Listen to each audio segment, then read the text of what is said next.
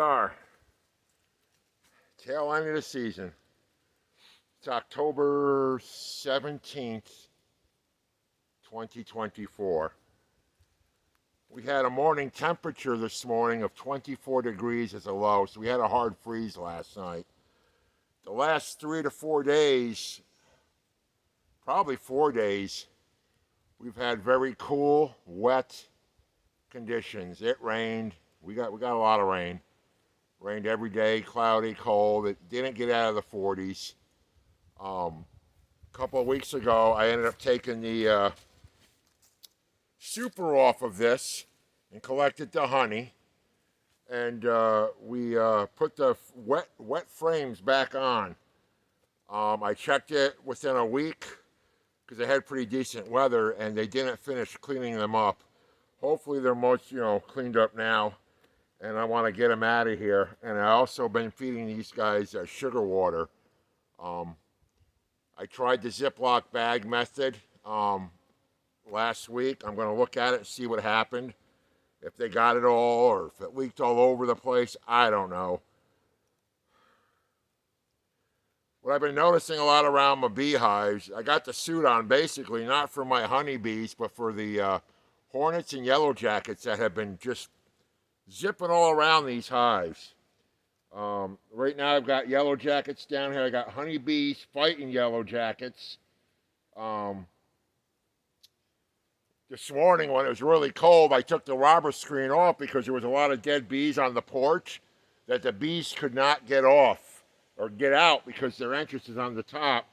So I took the robber screen off and I cleaned it out as best I could. I went in there with a piece of cardboard and kind of like swept the floor.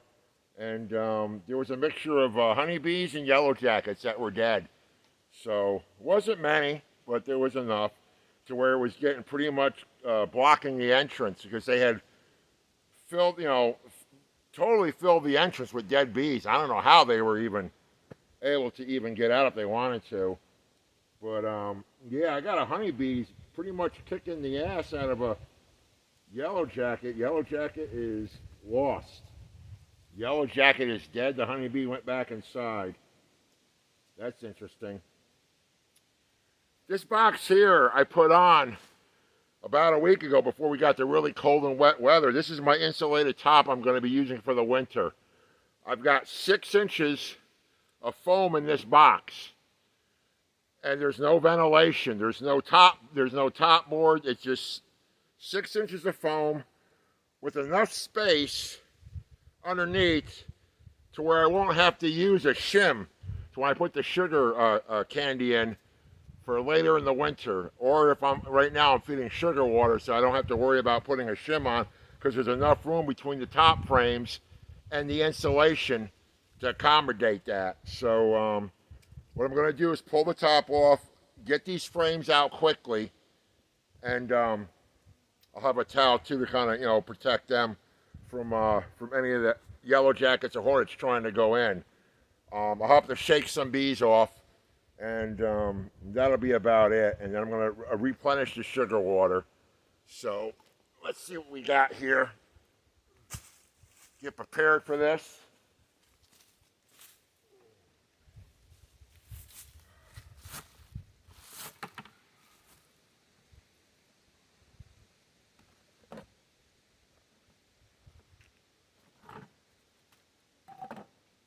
Yeah, like I was saying, it was 24 degrees this morning.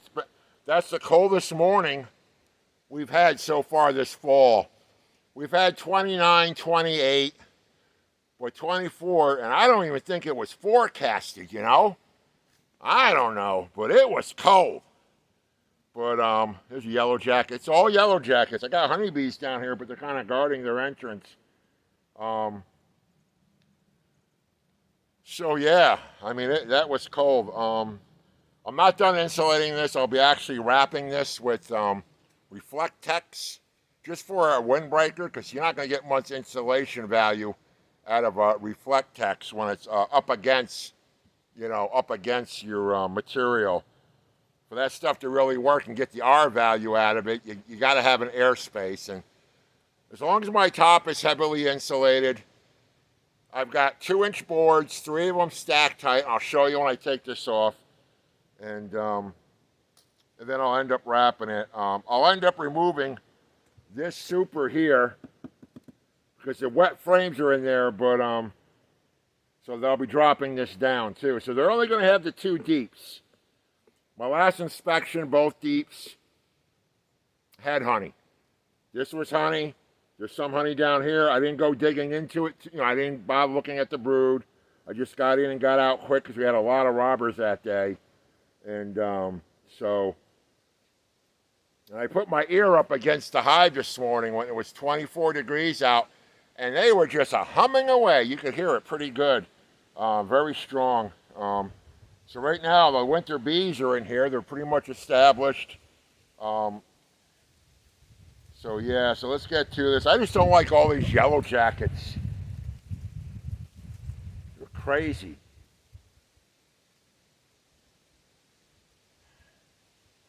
But after last night, it looks like the next 6 to 7 days we'll be going into our Indian summer. That's what they call it, Indian summer, when you go back into like really warm weather for a whole week in this part of the world. And we're looking at 60s and 70s with plenty of sun for the next 7 days. So I think once that ends, after the end of next week, we'll be we could have snow. Well, New York did have snow. New York had snow a few days ago. About an hour north of here, they got a good coating of snow. So the snow is already falling in New York.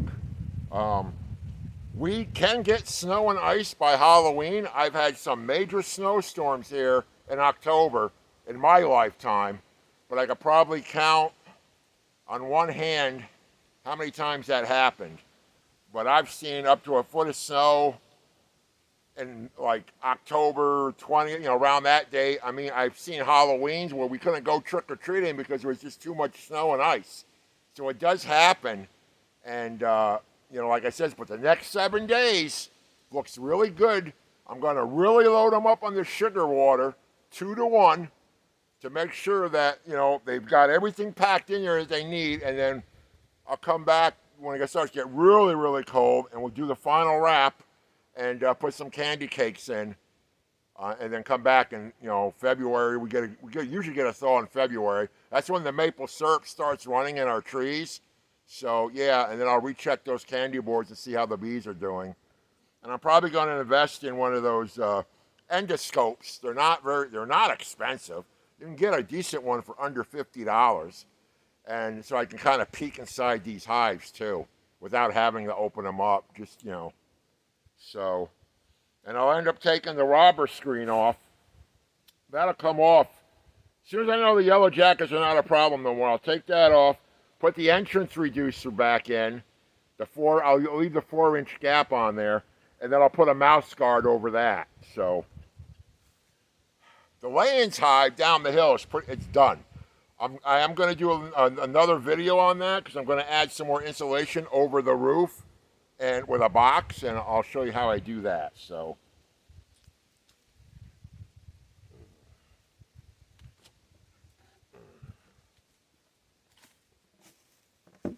right now this is just foam insulation here, and it's 6 inches thick.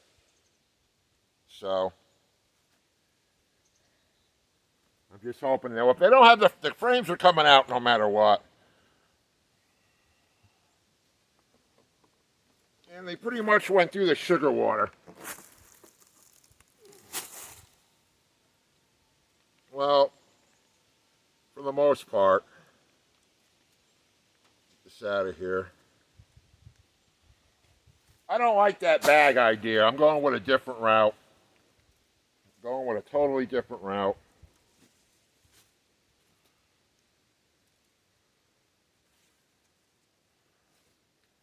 I don't like that bag, that Ziploc bag. I'll show you what I'm going to do.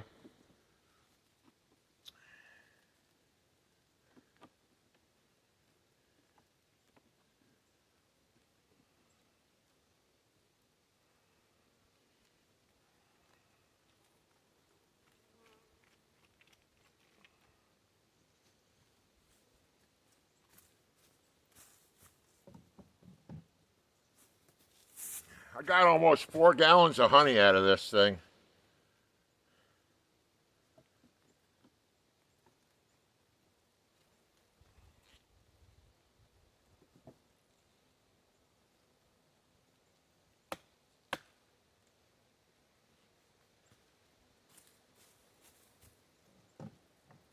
We'll let whatever bees want to clean those. I mean, they're pretty much clean. I don't see much of anything now.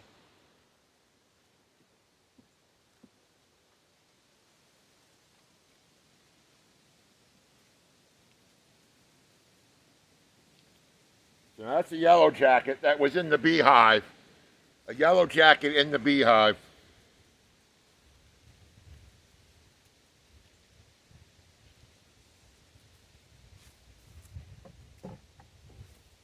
Even with my robbing screen on, they got in.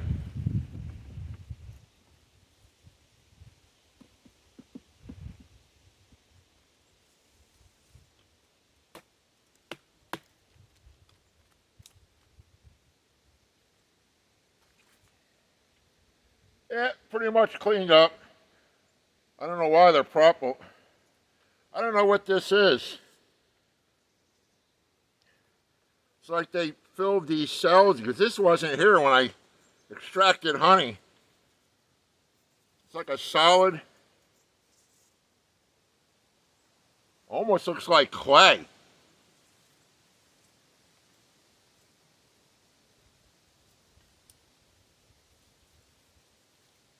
Well, that's a big bee.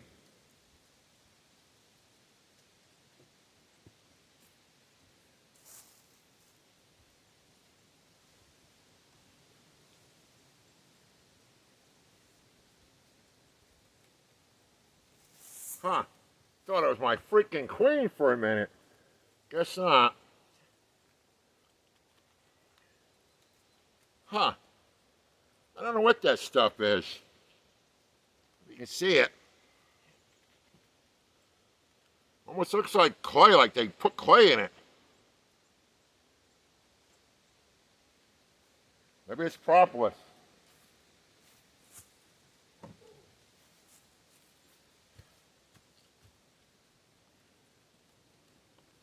More in this one too.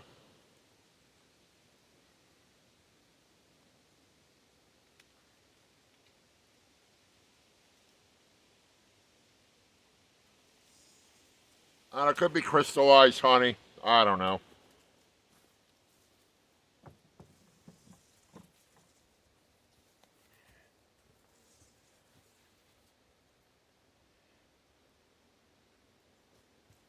That bee is back. I just flew off again. That's a big bee. Maybe it's a drone. It's not a yellow jacket. Huh. Empty frame. Don't have to shake that one. Right now the temperature got up to about, I think we're at about 55 degrees. But the sun here in the back, I can feel it. Oh, it feels great.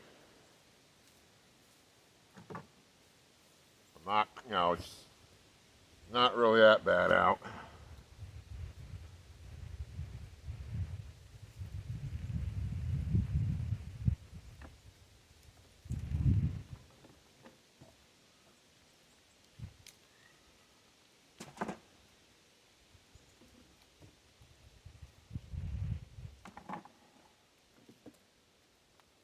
I got a lot more of that stuff. Oh, they're actually building comb. I had this all scraped evenly. I'm going to show this to the camera. This is weird. This is really weird. I did the crush and strain method on these frames, and they were, look at this.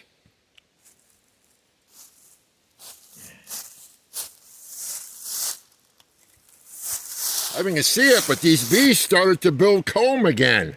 How's that look in the camera?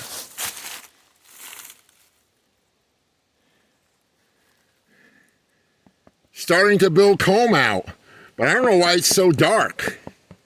It's really dark, but that was all unbelievable. I mean, since I extracted the honey, it's been cold. There's no food source. There's no food source. I mean, our flow is over. I can't believe they were making comb in this cold temperatures. I mean, we haven't had a 70-degree day in weeks. I mean, it's been so cold. At night, it's been in the 30s. I've been running the heat for over a week. And they started building comb out again. Huh.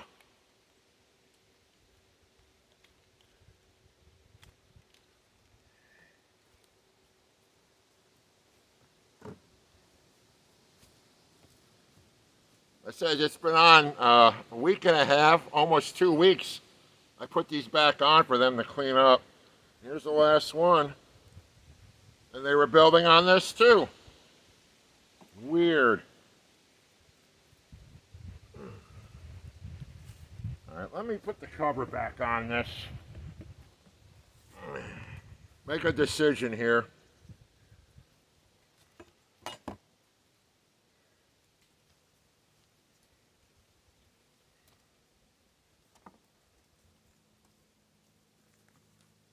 But the comb looks muddy. It looks really dark. Because I had this all, because I took a scraper and I had this all scraped right down to the frame. And here they are building out honeycomb again in late October with no flow, with no nectar, nothing. Huh. That's weird. Just a couple of frames. That frame still has honey on it. It's wet. I'm going to leave them outside, let them clean them up out here. Maybe draw away some of these rocks. I'll put the box down the hill there. Wow.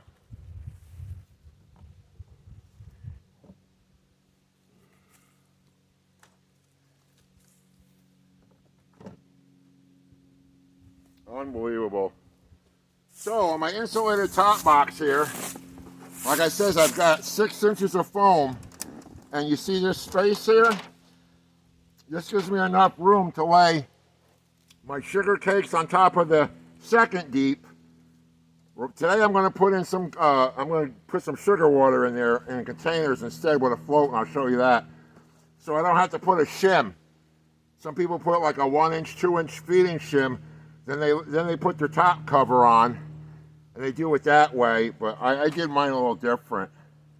Don't ask me why, it just ended up that way. But that's 6 inches right there. And there's no ventilation on top. There's no exit hole. Nothing.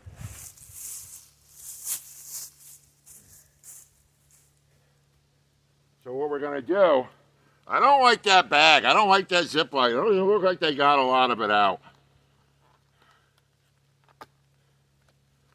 I'm going to put these in. I got these noodles, these pool noodles I cut in half. Cut the shape, and I'm going to put it right there in the middle. And I brought my syrup water up 2 to 1. I'm going to pour it. So I'm going to lay this on top of the frame. So, no, I mean, yeah, you may get a couple of bees that might drown, but that foam should also float in the sugar water. And the bees will get on that foam. I mean, they could slip in and drown too, you know, but that... I don't want to put a jar feeder in here because with the fluctuating temperatures between day and night, that thing would just run like a faucet every time the temperature would change. Because with the air gap in there, it'll expand and contract with the temperature, then it'll end up pushing out your fluid all over on top of the bees. Because that's what I do in the spring and summer if I have to feed. I use an upside down mason jar with tiny pinholes in the lid. And that seems to work, but you don't want to do that when it's cold because you'll have it all over the place. And I'm just not happy with those Ziploc. I don't like that. This way I can come, you know, every day. I'm going to come every day and just keep refilling this. But I'm wondering now if I can get away. Let me see how deep this is. Because this will show you how deep. Yep, plenty of room. So I can take this box off, lay this on top of the frame. That gives me plenty of room, gives me plenty of head space for the bees to come up from the frame, you know, come up and feed. I'll put 2 of them in the center, and then we'll put this on top, so now I'm reducing. So yeah, that works. Yeah, baby.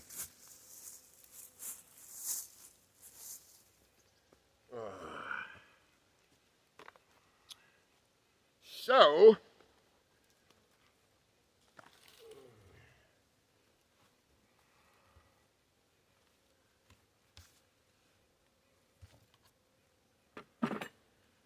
they might have that propolised, though, because that's been on for...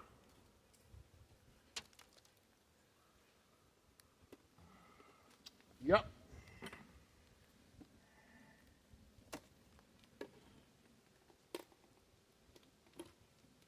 Ah, man, I forgot about that. That tape I got on the back. You're kidding, right? Don't need it now. Don't need it now.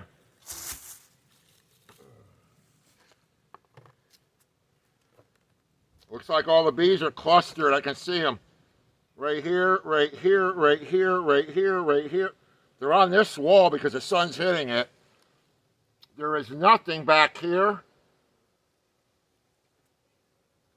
Of course, those 2 frames. We got honey, honey, honey, honey. They're all clustered right up here on top. So, let's get this done quickly.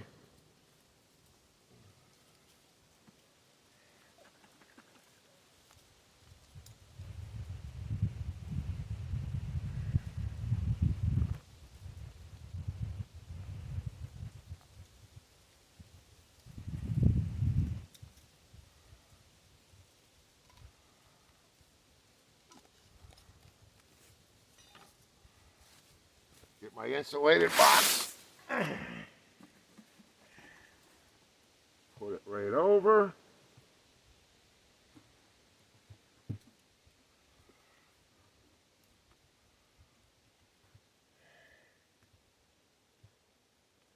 Perfect. Square it up.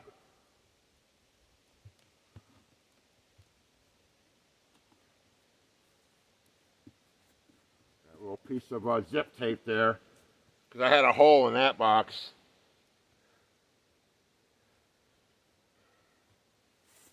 And then we put the top cover back on. Like I said, there's no entrance in the top.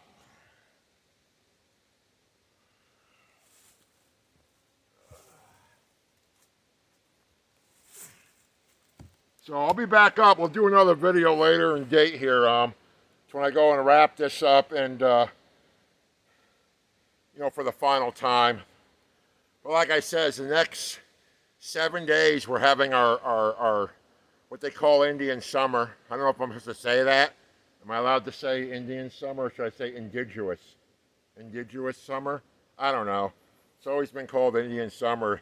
It's when you have a return of summer weather after your 2nd or 3rd frost of the fall, which we done. So I'm assuming the rest of this week into next week is our return of summer. So hopefully they feed heavy on that sugar water, because I'm not worried about my laying's hive. They've got more honey than God. So here, this colony is still very strong. I just want to make sure that this one does good. This was my swarm capture that I caught in June, and I really would like to make more queens out of this hive next spring, and more hives. So, you know, wish me luck. But like I said, we'll do a follow-up video. You know, as far as those Ziploc bags, people put, you know, the gallon, put the sugar water in there, and they poke the holes with the pin. Yeah, I don't think it worked too good. We'll see how much they drink. I'll come back in a couple of days, recheck, refill if I have to. Now I know they're not going to get none down on top of them because, you know, usually in the spring and summer, I've got a jar like that inside. And there's a bunch of little holes. And with this seal, it creates a vacuum, so it's like a little drip, drip. I mean, really slow. But when you get great temperature, like we do now, 60s in the daytime, 20s at night, that creates a problem with the airspace. Because what happens to air when it heats up? It expands. What happens when air gets cold? It contracts. So, yeah, we don't want that. We don't want that. Even though I never put these over the bees, I always have a tray underneath. There goes a yellow jacket. Yellow jackets everywhere. Those yellow jackets were flying this morning. It was like 39 degrees. I was out down below, and was getting buzzed by yellow jackets at 39 degrees. And the big bumblebees, the big hairy bumblebees, they were out dive bombing me too. And it wasn't even 40 degrees yet. But the honeybees, they were all tucked away, nice and dry and warm. And so, but this is going to be a condensing hive for winter. No ventilation. Heavy insulation on top with very little insulation on the sidewalls. You can Google it, you can YouTube it. There's a lot of information on that. That's the way I'm going with this hive for the winter. It's also what I'm doing to my layings hive. No ventilation on top, okay? Because think about it, you have a 2-story house, right? So in the winter, turn off your heat in the house. Open the front door, then go upstairs to your bedroom and open up the window and see how fast your house turns into an ice box, okay? Even if you run the heat, it's just going to go right out the window up on top. So that's why I'm not ventilating these hives, because the bees have to create their own heat. They don't have a furnace. They don't have, electric heaters. So the more heat I can conserve above them, the better they're going to be. And yes, I want condensation in this hive, but the condensation will be reaching to the cooler parts of the walls because of the because of the dew point. The dew point plays a role in the condensation. So bees need water in the winter, people. They're not, and if they can't get it in the hive from condensation, they'll attempt to fly out in very cold weather and they'll end up dying. So don't play, just every time people say condensation kills bees, that's the type of answer that's yes and no. So you got to do more research on that before you make a decision. Now, if you're down south, Georgia, the Mississippi region, Alabama, Florida, you ain't got to worry about it, okay? It doesn't matter. They're not insulating their hives down there like we do up here in the northern climates. I'm in agricultural zone 5B, and so we get down, very, very cold in the winter. Below zero, we can go below zero for over a week easily. So, all right, folks. Well, thanks for watching. And like I said, I'll keep you updated on this. And we'll see where it goes from here. I'm just not comfortable with all these yellow jackets, but I do have a robber screen on.